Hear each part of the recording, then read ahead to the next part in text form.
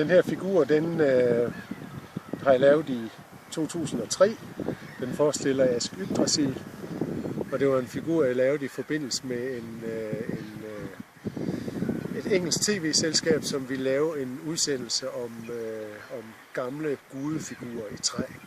Og det kom så af, at Silkeborg Museum de lavede en udstilling, som hed Mosens Guder, som handlede omkring gamle gudefigurer. Og der lavede jeg så en del kopier til dem af gamle figurer fundet rundt omkring i Danmark og Slesvig. Og så blev jeg så bedt om at lave en figur. Og den stod jeg så og lavede hernede i Rye Nørreskov af træ, som var fra Underpassagen, som vi har lavet på det tidspunkt. Og figuren, da jeg stod og lavede den, der kom Arne Nergård forbi flere gange, og vi stod og snakkede omkring, hvad det var, jeg lavede, og det endte så med, at han fik figuren op til sig, hvor han boede. Og da han så flyttede til Ry, så forærede han figuren til Turistforeningen, som så fik den stillet op her på Simtoften.